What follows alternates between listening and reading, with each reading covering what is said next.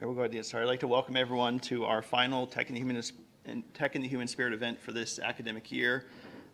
Technology's Invisible Hand, Divine Providence, and the Techno-Scientific Myth of Progress with Dr. Michael Burdett. So I'm Aaron Willis, the director of the Bannon Forum and the Ignatian Center for Jesuit Education. And I'd like to welcome you all to this event and what should be a stimulating conversation talking about some important issues when we think about progress, innovation, and technology. The spiritual exercises are the foundation of the Ignatian worldview and the Jesuit educational tradition. They lead participants down a path of personal contemplation and transformation that seeks consolation, a more just and humane world, and for Christian practitioners, God's will. St. Ignatius' exercises, therefore, call us to be an institution which seeks to bring about progress, the transformation of our students, and the world around us. This has important implications for how a Jesuit university like Santa Clara approaches the process of technological innovation. And it is what makes the mission at the heart of our current campaign, Innovating with the Mission, unique from other institutions. It means innovation through critically reflecting on our context, experiences, motives, and ourselves before moving towards action and then after we have acted. The Bannon Forum's current theme, Tech in the Human Spirit, is inspired by the desire to ensure human flourishing for all people and for all dimensions of what it means to be human, as the principal aim of technological innovation. Over the course of this academic year, we have discussed criteria for human flourishing, discernment in the age of disinformation, defining the human person in the context of artificial intelligence from different religious and philosophical perspectives, and new theologies for a digital age. In all of this, we have started to flesh out the notion of the human person and human flourishing at the heart of this initiative.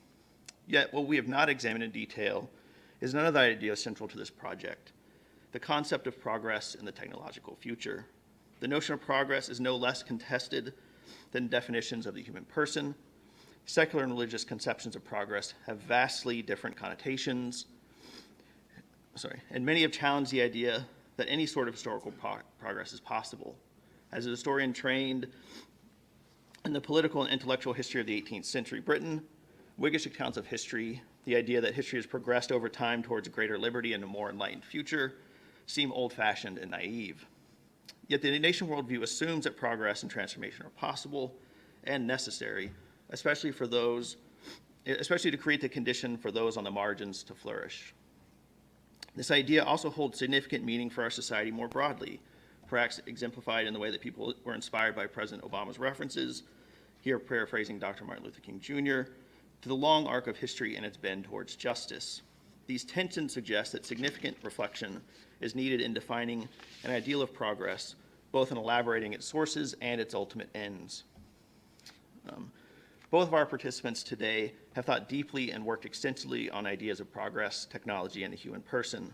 Today's talk and our later conversation will undoubtedly help us to deepen our reflection on how our notions of the human person and the divine shape the way we understand ideas of progress, providence, and innovation. And so it's my pleasure then to introduce our keynote speaker today, Dr. Michael Burdett. Dr. Burdett is an assistant professor of Christian theology at Nottingham University. Before coming to Nottingham last fall, he held a permanent research fellowship at the University of Oxford. Dr. Burdett has undergraduate degrees in physics, philosophy, engineering, and theology, and began his career in the aerospace and robotics industries in California. He left this career to pursue graduate work in theology and philosophy at the University of Oxford under the Lady Margaret Professor of Divinity, George Pattison. Dr. Burdett's academic interests lie at the intersection of science and technology, theology, and philosophy.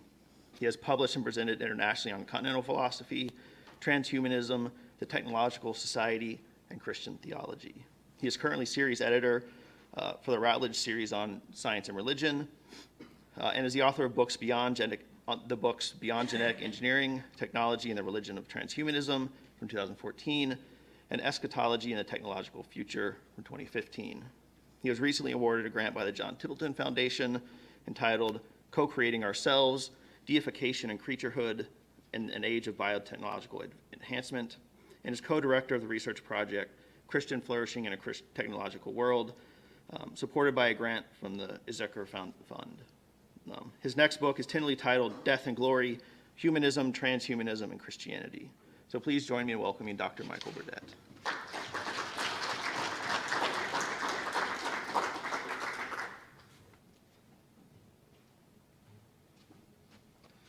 Well, thank you so much, Professor Willis, for that very effusive introduction.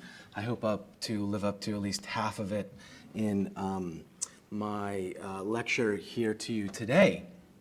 And I have to do the obligatory thing that most academics do at the beginning of each talk, which is to apologize.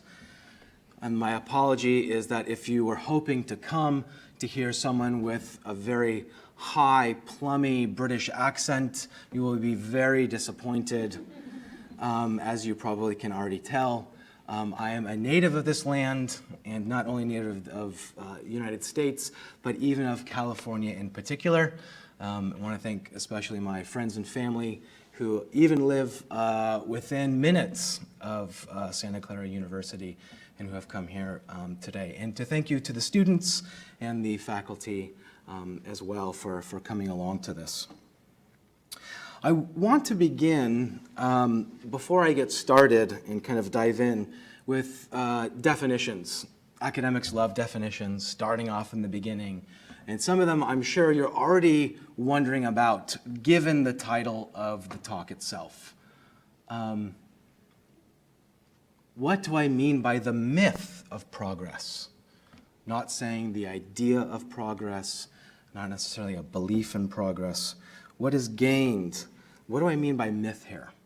Well, I think Mary Midgley, a wonderful philosopher, wrote a great book called The Myths We Live By, defined myths this way. Now, this is the way I'm using it. Myths are not lies, so I'm not saying it's untrue. Nor are they detached stories. They are imaginative patterns, networks of powerful symbols that suggest particular ways of interpreting the world. They shape its meaning.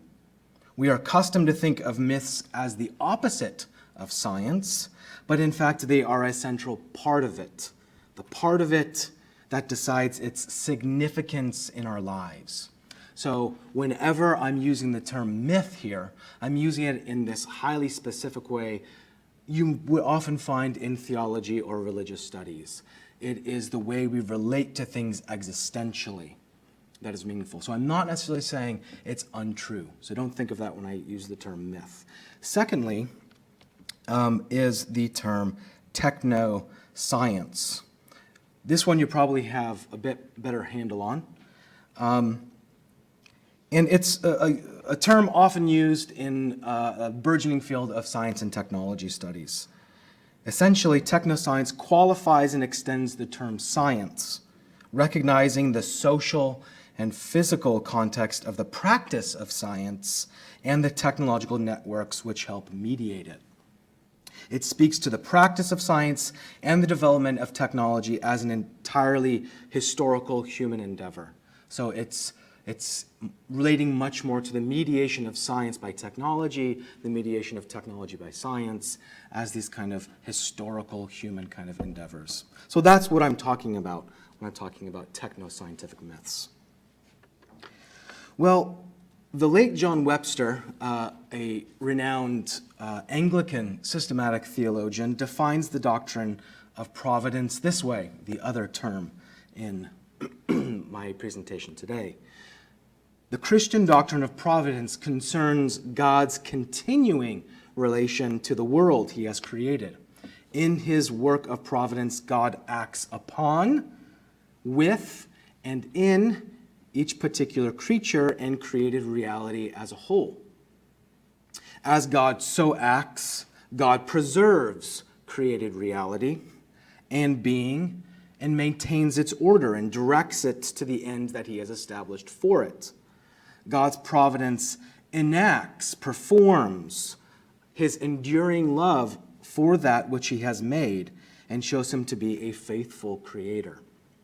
Well, it's clear from this definition and the history of the teaching of providence in the Christian church itself that divine providence indicates that God has intended purposes for his creation and as a function of his divine rule over all that is. He orders that creation, often referred to as the divine logos in the biblical text, and actively brings it to its completion at the end of all things. It is his creation, and as such, he actively directs and rules it. This rule over creation takes the form of actively shaping and acting towards the completion of that creation. It's not deistic, as if God kind of sets things up and then is removed from it. He is actively involved. In other words, God has purposes for all of created reality and each individual creature that is yet to be realized.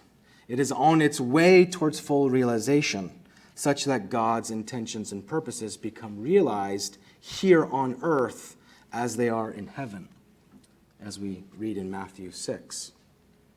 What is more, this relation is one of continual and steadfast faithfulness to his creation by preserving it. God maintains that order, directs it, preserves it. As one Lutheran theologian, Wolfhart Pannenberg of the century, has said of this preservation of creation, I quote, "The eternity of the act of creation offers a presupposition for the understanding of God's preserving activity as continued or continuous creation." The doctrine of providence as a preserving activity of creation is related to God's creation ex nihilo. This is the idea that God creates out of nothing. Because all that is called into existence by God from out of nothing, then all that is dependent on God. This doesn't just mean creatures or created reality as a whole depends God at only some originary, primordial act of creation at the beginning of time, but that God continues to uphold that creation in each and every moment by preserving and maintaining it. This is why Pannenberg speaks of the eternity of the act of creation, which is continual, preserving, continuous creation. What's more, this ordering and this rule of creation is entirely and everywhere dictated by his love for that creation. Because he loves, he creates. Because he loves, he rules and he orders. Because he loves, he preserves. Because he loves, he is faithful to that creation. As John Webster notes elsewhere, a doctrine of providence is accordingly a conceptual meditation on the consolation and hope that the work of love generates. Now, the doctrine of providence has really kind of fallen out of favor today. And a history of the doctrine itself reveals a kind of a steady decline in both its impact on the public reasoning, how we understand the contours of history, etc., and related institutions, and it's even fallen out of favor in our churches. Part of that decline, I'm going to be arguing here, has to do with the ascendancy of the myth of progress in fulfilling the function of providence in society today, and the way science and technology become the invisible hand that makes such progress possible, especially in increasingly secular contexts.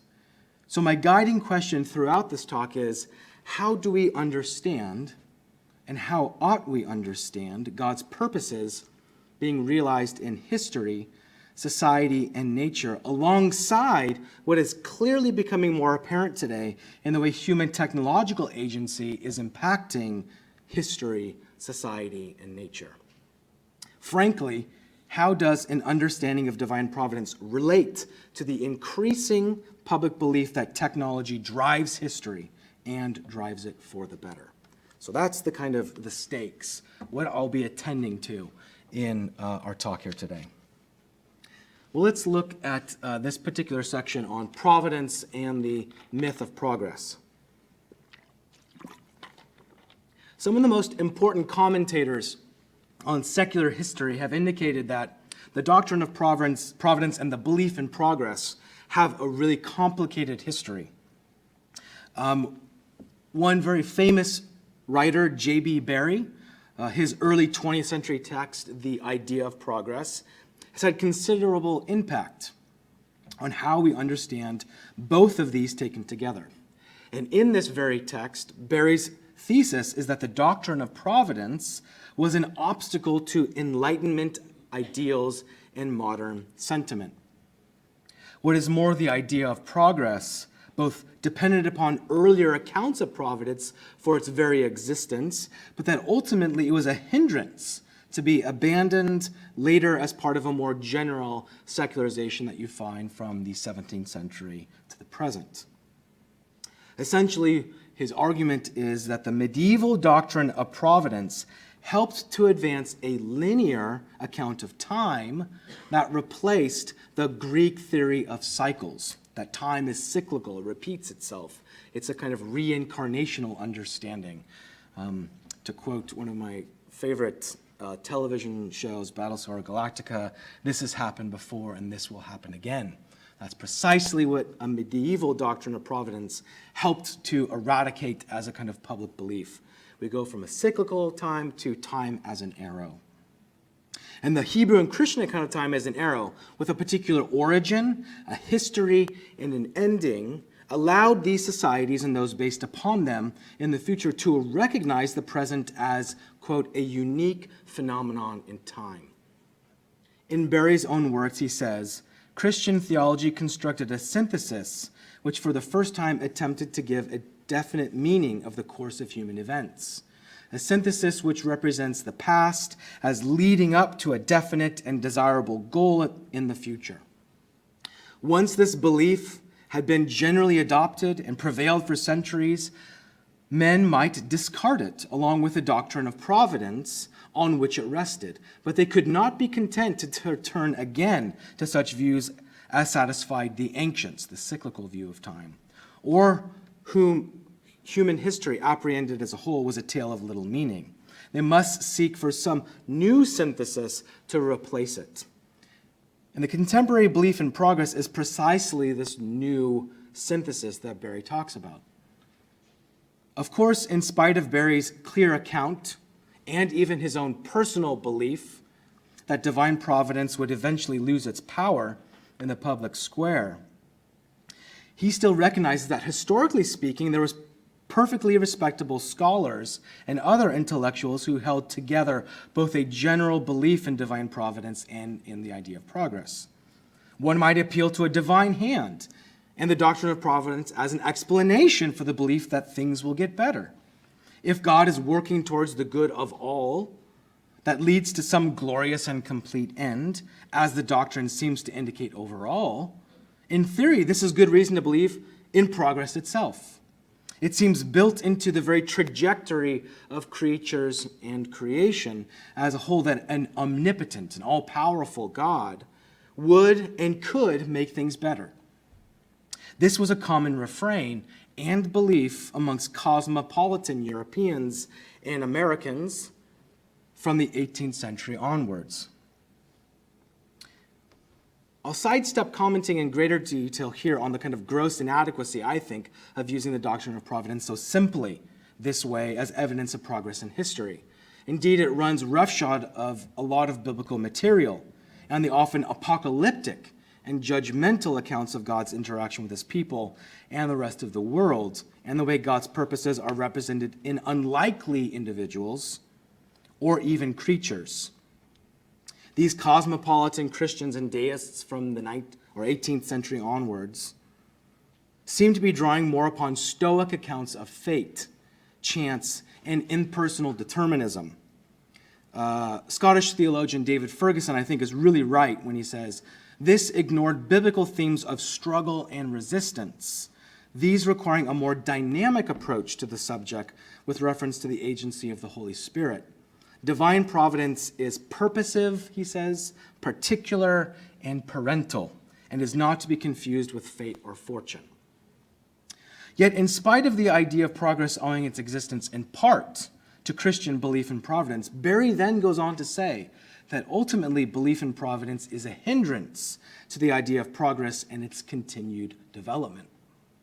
The central reasons Berry gives is that first, the apocalyptic dimension of divine providence he says, the belief that the world, surprised like a sleeping household by a thief in the night, might in any moment come to a sudden end, hindered people from developing progress in this life, because progress was not a product of, what he said, reasoned conclusions, but dogmas guaranteed by divine authority.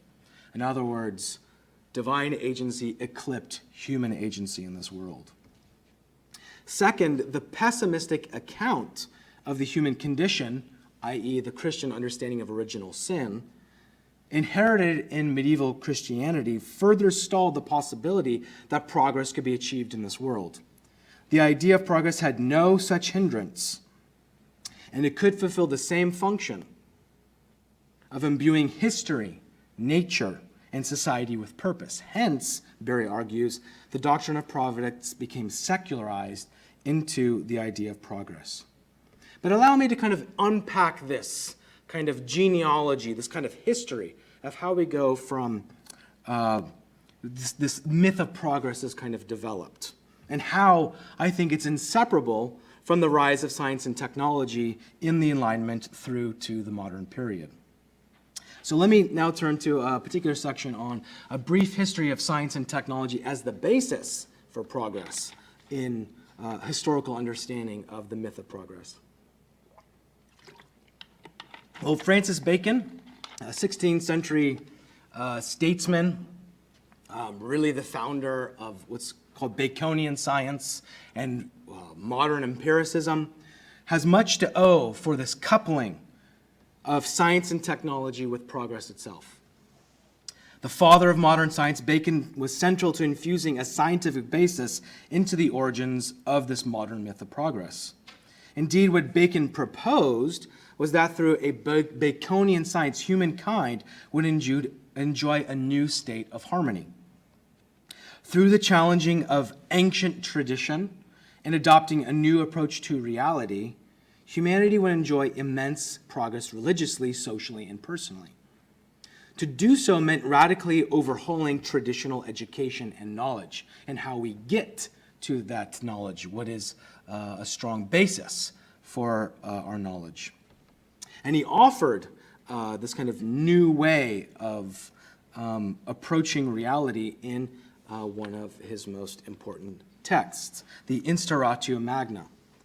It sought to restore the basic Adamic capacities lost in the fall of man by proposing a new method for amassing knowledge about the natural world. This new method was different from its predecessors in that it relied more upon induction, the inductive method, to arrive at governing principles rather than first principles largely drawn from Aristotelian logic. Bacon's Utopia, the New Atlantis, which some of you might have read, gives a picture of what Bacon thought society would look like if it followed this reinvigorated education drawing from his Instauratio Magna. So this is the cover, the frontispiece to his book, the Instauratio Magna. What's interesting, these are the pillars of Hercules, which were these massive structures at the Straits of Gibraltar. What's interesting is the way that they represent, I guess symbolically, but even in terms of the kind of geography of that time, the kind of origins of the known and the unknown world. And so you have these ships kind of going out beyond the known world. So at the same time that you're getting these great explorations, going to North America, discovering, America itself. But what he's really saying here is, if you guys take what I'm saying seriously, we are entering into this new world of progress, of utopia. And what would it look like if we got to that new world? And that's what he says in his writing, The New Atlantis.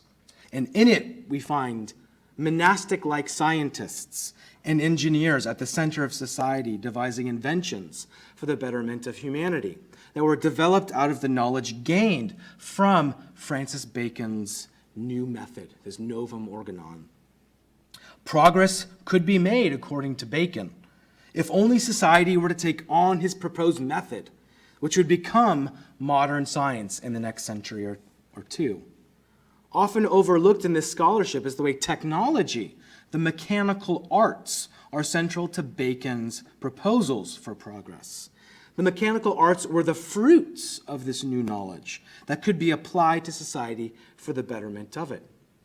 Indeed, the Royal Society in England, probably the most prestigious and oldest society of scientists in the world, its foundation would take Bacon at his word and set him as the patron of this premier scientific organization, founded on the ideal that progress in knowledge of the natural world and its subsequent application to society could be achieved by them in their own day.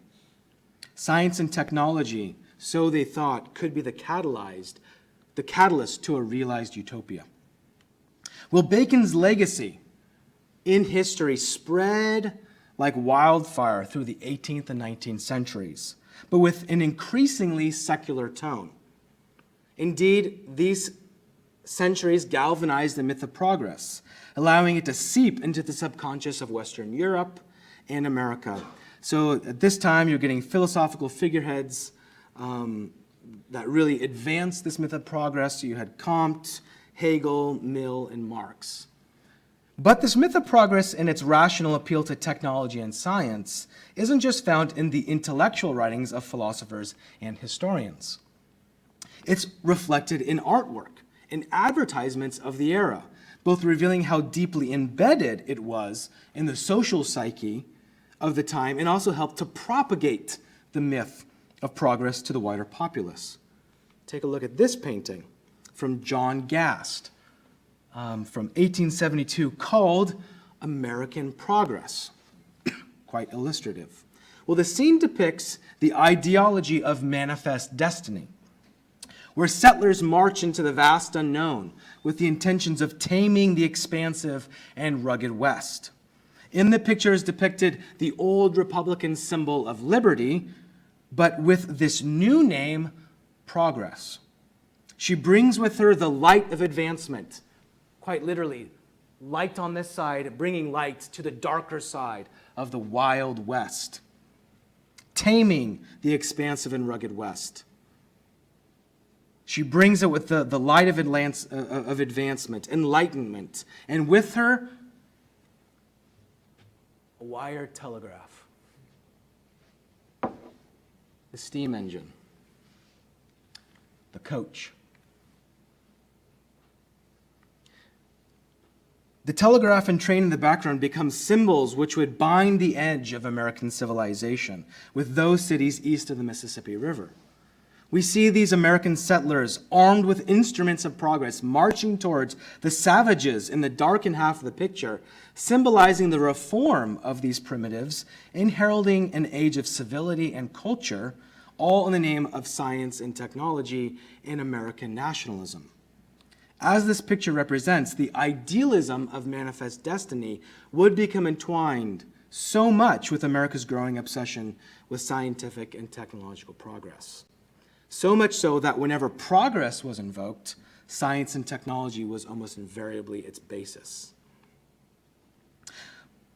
There was a clear blow to the myth of progress in the late 19th and early and mid 20th centuries. I don't have time really to go into that today. Yet in spite of the world wars, philosophical and historical criticism, and even a blow to the claim that science progresses from historians of science like Thomas Kuhn, the myth of progress is still very much alive today. Today we see this renewal in various utopian ideologies involving technology specifically. Consider this picture created by Alexander Leidenfrost. It appeared in the magazine, I'm sure many of you know, Popular Mechanics in January 1952, only 7 years after World War II had ended. The image is included in the lead article, Science on the March, and is part of the Golden Anniversary edition, which celebrated 50 years of the publishing of Popular Mechanics. And this article, which is associated with the image, recounts all the great technologies that had been invented during the intervening years from the first publication in 1902 to 1952. The progress of the airplane lines the sky above from the biplane to the jet aircraft. Below is depicted the advance of the automobile from the first Model T to the modern car. And in the foreground are seen cutting-edge technologies at that time, and that of even speculative inventions such as rocket ships, cyclotrons, and even, you might even see it, flying saucers. Hope we have those soon. Well, the author of the article speculated that just as the last 50 years of technological progress had drastically changed the course of humankind and history itself, he saw no reason why technology itself should not continually to rapidly advance and take on some of the most difficult global issues of our time: world hunger, overpopulation, and resource depletion. Images such as this speak towards the continuity of the myth of progress through the 20th century, where technology serves as the basis for that progress. Today, we see the influence of technological utopianism underlying much of the ethos of here in Silicon Valley, in what has become known by certain sociologists as the Californian ideology, which is the belief in a kind of soft technological determinism along with libertarian economic ideals. High-tech industry meets Ayn Rand philosophy and the belief that the exploitation of information networks would yield economic growth in a post-industrial age and likewise weaken political power in favor of virtual self-organized communities. It's a kind of virtual bohemianism. For many in our time, technology has become the panacea and driving force behind the myth of progress. And this belief in technological progress is taken to new extremes with members of the so-called transhumanism movement. Philip Bourdeau, a scholar and commentator on transhumanism, is right to note that belief in technological progress is one of, if not the premier central doctrines of the transhumanism movement. As he asserts, one need only reference the World Transhumanist Association website and its core values written by Oxford philosopher Nick Bostrom. Here, Bostrom contends technological progress is one of the main drivers to attaining the transhuman species. Furthermore, Max Moore lists perpetual progress as one of the 7 principles of extropy, a variant of transhumanism. And the word progress is used more than 20 times on the World Transhumanist website's frequently asked questions webpage. Transhumanists claim, along with other technological utopians mentioned here, that technology is the linchpin to social and political progress. In other words, the individual human experience is bettered because the surrounding environment becomes more hospitable. However, transhumanism radicalizes the myth of progress. It asserts that not only does technology transform society and the economy for the better, but that this individual human experience can be affected directly through bodily enhancement. Transhumanists advocate for applying growing technologies, such as nanotechnology and other computer hardware, to the human body itself, not just for therapeutic uses, but to enhance existing or capabilities or to create new ones. Nick Bostrom has this great little publication called Letter from Utopia, which is essentially his projected transhuman self writing a letter back to his pre-transhuman self, his human self. And this is what he says to his human self. You could say that I'm happy, old Nick Bostrom, that I feel good. You could say that I feel surpassing bliss, but these are words invented to describe human experiences. What I feel is as far beyond human feelings as my thoughts are beyond human thoughts. I wish I could show you what I have in mind. If only I could share 1 second of my conscious life with you. Transhumanists claim we need to not resort to indirect measures to bring eternal bliss and progress, but instead we have within our power to engineer this through applying technology directly to the human individual. What we see in this genealogy of the myth of progress, from its humble beginnings in Francis Bacon through to its full blossoming by the end of the 19th century to the present day, is a steady removal of the engine of progress as divine providence to one increasingly dependent upon the ingenuity of humanity in science and technology. Frankly, God became expendable because science and technology could provide shape and meaning to human actions and history, and that they contributed towards the advancement of knowledge and the good. That's what these people are essentially saying, like the transhumanists. A brief conclusion. How then shall a Christian response proceed to this? And yet those of us that still believe in God's guiding hand to bring about his purposes in history, creation, and society need to contend with this phenomenon that divine providence has lost its appeal. And furthermore, how we are to appropriate this common belief that technology and science provide shape, meaning, and perhaps even purpose to history, nature, and society. How might the Christian react to, one, the clear impact science and technology is making on history, creation, and society, and two, the public belief that this leads to progress and needs no divine appeal? Allow me to briefly address kind of each of these in turn. Well, it seems to me it's entirely incidental for the Christian to acknowledge that science and technology are shaping history, creation, and society, and that it has become a major force for impact and change on them. It is incidental if we understand that secular and what's called salvation history are not reducible to one another, whilst acknowledging both under the auspices and under the providence of God. For example, if we too closely wed a secular account of world history as the definitive marker of spiritual or supernatural history, as someone like in the 19th century like Hegel might have done, then the major contours of this secular history become the major contours for spiritual or supernatural history as well.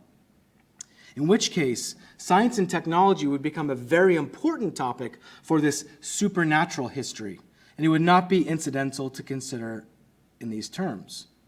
It really would be a matter for what scholars call Heilsgeschichte, which is holy history. And by salvation history, I mean creation, the fall of man, speaking through the prophets, the incarnation of Jesus Christ, the passion, the death, the resurrection, and the second coming. Christians believe that this is precisely what history is all about. But if we follow many other Christian fathers and scholars like Augustine, who desires to distinguish between the histories of the city of God and the city of man, then the force of science and technology on secular history becomes relativized for a Christian account of the history of the city of God. I propose that Christians ought to view the situation this way. The scientific and technological impacts is of greater concern for the secular historian, but it's of less import for a Christian account of salvation history. So I don't think science and technology are as important for defining how we understand the major contours of salvation history, but it should instead be a consideration of secular history. And yet it does leave open the further question as to how the Christian is to relate to secular and Christian history. So it doesn't mean it's of no value. Even if it's incidental to holy history, how ought we adjudicate the meaning of the impact of science and technology on history as secular history within a greater understanding of how secular history relates to salvation history? This is a vast topic. I won't do justice to it here, but allow me just a few comments.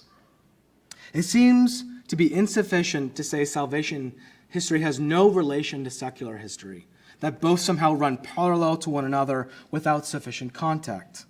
For God came to this world and to our history to save all in it. Indeed, this was precisely one particular figure, Pannenberg's criticism of 20th century theologian Karl Barth, and that Barth favored a kind of account of God's action in the world that proposed a kind of super history. God acted at the level above history. And Pannenberg said that just isn't sufficient. Pannenberg said in response that God came to our history, our secular history, as things happen.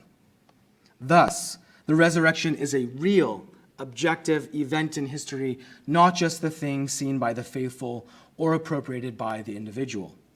Jesus of Nazareth, the man in secular history with a particular life who grew up as a carpenter's son, is Jesus the Christ, the Savior of the world upon which everything is built. There's genuine contact between secular history and salvation history. Indeed, I want to say that secular history is the arena in which salvation history happens and is transformed by God for his ultimate purposes. As the great 20th century Protestant theologian Bonhoeffer might say, it is the relation of the penultimate to the ultimate, the next to last to the last. Secular history is the next to last. Salvation history is the last. It is the very material of this world, the bread and the wine becoming a sacrament. Secular history relates to sacred history as a sign of God's provision, on its own under common grace, and as the object of his transformation for the kingdom of God. In this way, it would be appropriate to ask how God is and will be transforming the impact of science and technology on secular history for his kingdom ends and purposes. The meaning of that impact for the Christian has a greater trajectory and purpose that aims beyond this world and secular history as it becomes transformed for divine purposes in his kingdom to bring himself glory. I think it's precisely this idea of a greater trajectory, which is important to a kind of Christian account of science and technology. And this is precisely where we start to answer the second issue about how the Christian ought to relate to the public belief in progress that needs no divine appeal. The Christian can celebrate proximate progress when it occurs in science and technology that brings that about, and the influence that it has, because God desires the genuine flourishing of his creatures and celebrates and delights in it. But ultimate progress can never be afforded whilst sin corrupts the hearts and minds of humanity and plagues his creations and projects. No amount of science or technology, however beneficial it might or might not be to society, history, and our perceived meaning of it will be able to lead us to a supposed secular utopia that is an equivalent of heaven. For we all bear the mark of weakness and corruption. To say that sin is original is to say it is universal and insurmountable. There is no way out. It has knit itself into our very natures, and even when we are at our best, it haunts our most stunning creations. Thus, the Christian response to this secularized providence, i.e. the myth of progress, is good luck with that. We all need a Savior. We can't do it on our own. There is only one way up, and that is through salvation through Jesus Christ and the kingdom of God. Belief in providence, true progress, today means then waiting and acting under the expectation that God does work and remains faithful to his creation, even when we don't recognize it, can't perceive it, or even set up false replacements of it. Thanks.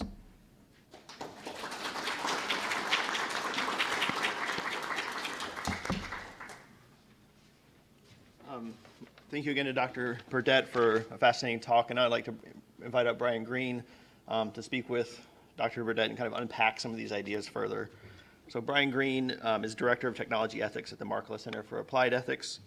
His work is focused on the ethics of technology, including various aspects of the impact of technology and engineering on human life and society, including the relationship of technology and religion, particularly within the context of the Catholic Church. Dr. Green teaches AI ethics in the graduate school and formerly taught several other engineering ethics courses. His background includes doctoral master's degrees in ethics and social theory from the Graduate Theological Union in Berkeley, and his undergraduate degree is in genetics from the University of California, Davis. He's conducted molecular biology research in both academic and industrial settings. So thank you very much. Thank you, Aaron. So I guess the question that I have for you is, based on everything that you've just told us about, what do you think should be the relationship between Christianity and technology? How should Christians relate to technology? Should we be trying to direct it in certain ways, or what should our interaction with it be? Yeah, no, I think so. I hope what you heard in the kind of last section was that absolutely innovation in science and technology is a genuine part of God's intentions for his creation. And that not only, and that in some way the kind of spirit of that innovation, that creativity, is a representation, and more than even a representation, a participation in many ways in that divine creativity that God has brought about from nothing. What I think people start to get in trouble with, particularly what I'm trying to say for Christians, is don't drink the Kool-Aid that we can somehow reach, or that a secular utopia built upon science and technology is the equivalent of a Christian understanding of heaven. Certainly it can contribute to notions of the kingdom of God, to really important things like world hunger, making people's lives better. But there's entire contours of Christian theology around what the human being is. It's that I think science and technology can't touch. And I think that's because it's this ontological phenomena of the human being as fallen and also as limited, fragile, vulnerable. So I want to affirm absolutely the wondrousness, I think, of doing science and technology. A former engineer. I mean, I can tell you, when we would launch satellites, with the Jet Propulsion Laboratory, and that kind of zeal of many hours of sleepless nights, with servers going down, that kind of inspiring moment of, my goodness, look what we've done. Isn't this exciting? That's absolutely to be commended, and is in many ways a divine spark, I think, in lots of ways. But it's when we want to set it up to something more than science and technology can handle that it becomes an idol. And that's a kind of traditional understanding of what idolatry is. That was an answer that I really like. So, thank you. Feel free to elaborate. I don't know if I can. I think you basically said it better than I would say it. So, I do want to push back in one way, though, which is that if technology is continuously increasing human power, and we are inevitably broken with sin, and doesn't that kind of mean that we're going to become more and more powerful until we destroy ourselves? What's really interesting is the way that kind of reflection even happens in secular contexts. So Martin Rees, the president of the Royal Society, former president of the Royal Society, astrophysicist, head of one of the colleges at the University of Cambridge, wrote a book, Our Final Century. It was what it was called in Britain. Of course, things have to be slightly more immediate and apocalyptic here in the United States, and it was called Our Final Hour, where he essentially said all these existential threats that can kind of happen in the next 100 years. He said we have a 50-50 chance of making it through the next 100 years.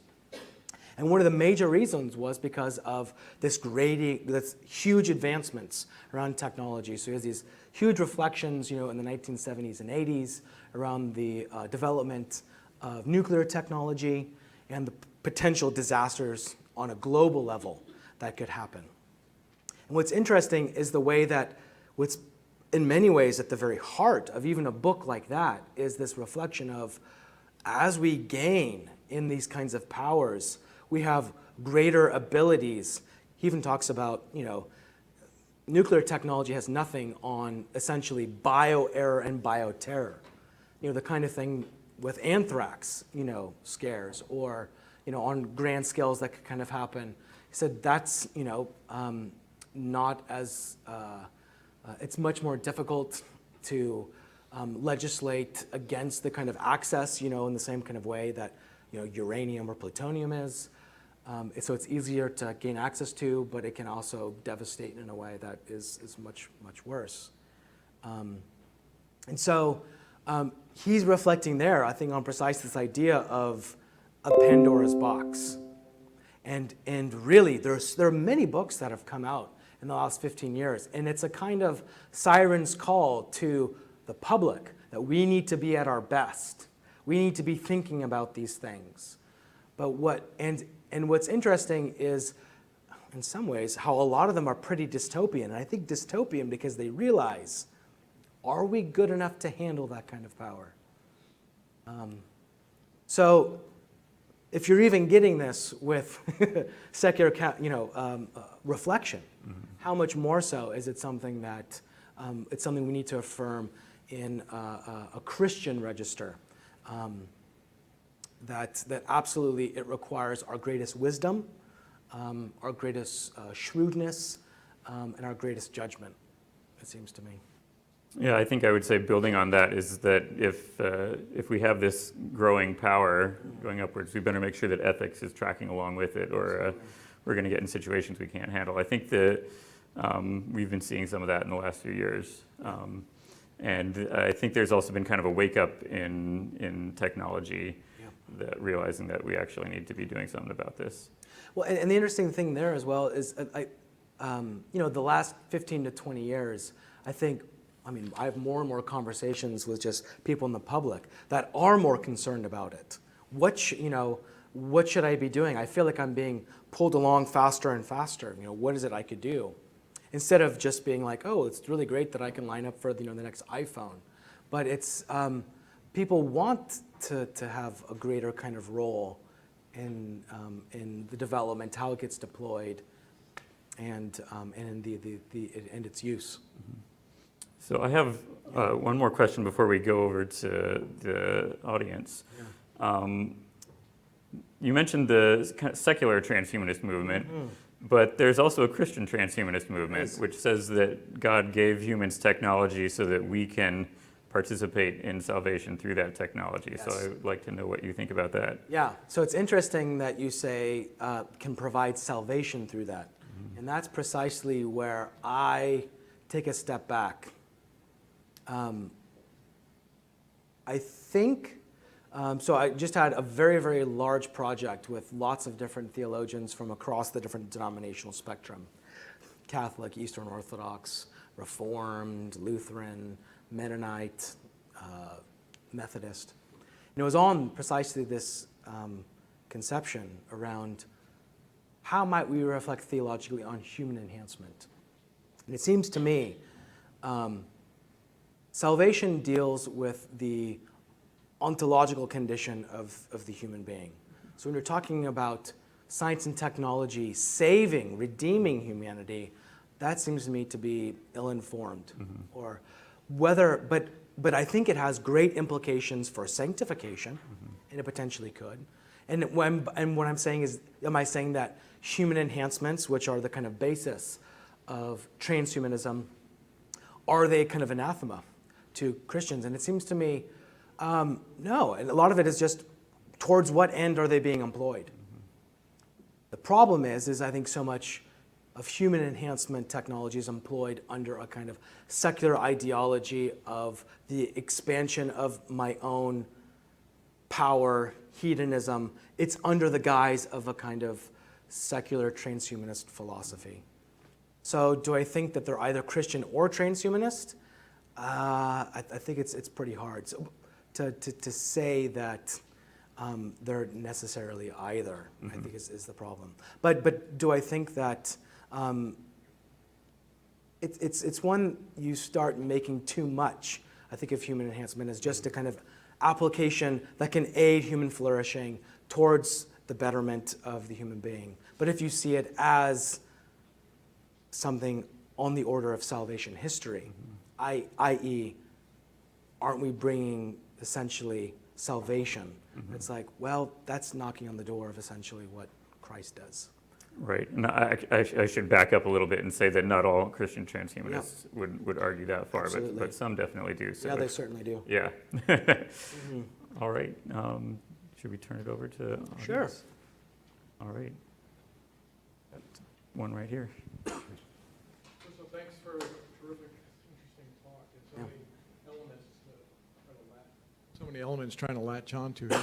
But my question as a psychologist Yeah. is looking at sort of the, looking at divine providence and the interpretation of providence through the lens of projecting what you want.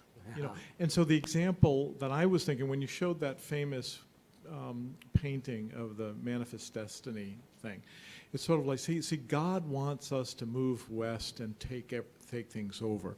Or in more contemporary times, you hear politicians, particularly the evangelical pastors, saying that God wanted Donald Trump to be president for some, you know, reason, some divine providence or something like that. And so you kind of, or you hear people in technology might say, you know, that this is going to save us somehow, you know, that somehow there'll be a technological solution to things like climate change and a variety of other things, and this is kind of God's way or something like this. So I just wanted to know, as you reflect on some of this notion of divine providence as projection or wish fulfillment of what we want, and this gives us justification. And just as an aside, I'm from the city of, my hometown is Providence. Rhode Island? Providence, Rhode Island. Okay. So I feel very in tune with all things providential. That's wonderful.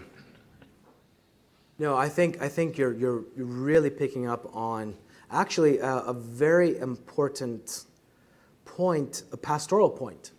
I was just speaking with a dear colleague of mine who voiced precisely this worry, and it seems to me to be a large worry, even in pastors, priests in churches. Some of them wanting to invoke it in a very slapdash way, in a way that somehow is appropriative of that kind of power to give them the kind of authority they need to be God's mouthpiece. And I think when you kind of look at the biblical witness, whenever this is done, it's done in fear and trembling. And it's almost always done under that God has somehow anointed someone to be able to do that. And almost always you get others that confirm precisely those kinds of messages, rather than it turning into a kind of cultish kind of leader that says my way or the highway. So I think you're absolutely right that we need to absolutely be wary of that kind of trumpeting in its ways of trying to appropriate precisely that kind of divine power. But it seems to me that the demeanor of the person that has been given the authority, genuine authority to speak on God's behalf, is always someone who is doing it precisely in a veil of humility. And it must be, because they're doing one of the gravest things, which is speaking on God's behalf.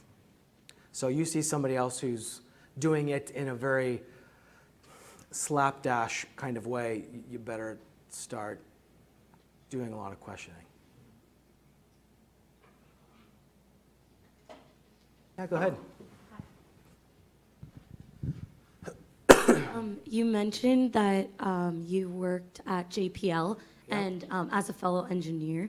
I was just wondering how that perspective might have, like working there, might have changed, like if it did change or kind of confirmed your perspective, because since it is a government-run company, so they're kind of all about like technology and moving forward and new things pretty much. So I was just wondering how that kind of might have tied into how you see technology and religion and the topic in general. No, so that's a great question. I like to think that my laboratory for the better part of 4 or 5 years was being a practice engineer at Northrop Grumman in Southern California, working with JPL and others. So I got to see the practice of engineering from the inside. There's this big thing now called the anthropology of science. I have a very good friend, Gaiman Bennett. Actually, you might know Gaiman, actually.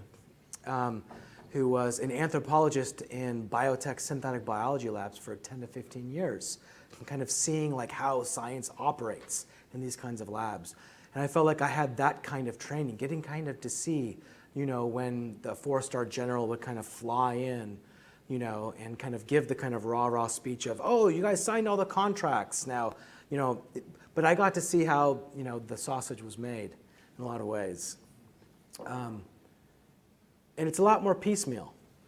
So actually, what's really interesting is Gaiman actually has a really large project right now where he goes to the kind of what he terms the technical elites, the Elon Musks, the Peter Thiels, interviews them. What are their kind of beliefs around what technology is going to be doing, and how their personal beliefs structure what it is that they pour their money into, and also the kind of innovation strategies and kind of trajectories that they do.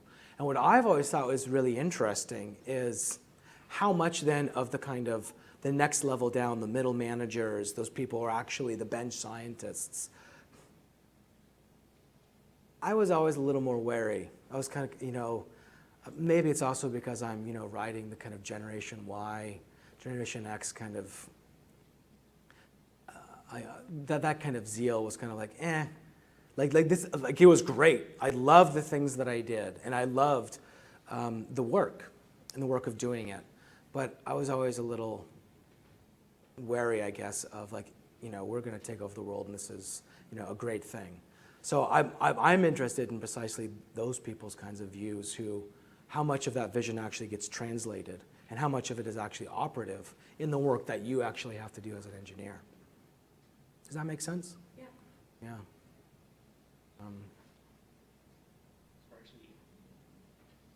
We're actually out of time, so Oh. I hate to break this up, but thank you again to Dr. Burdett and Dr. Green for the conversation, and thank you all for coming, and so hopefully we'll see you next year at our events as well. So have a great afternoon.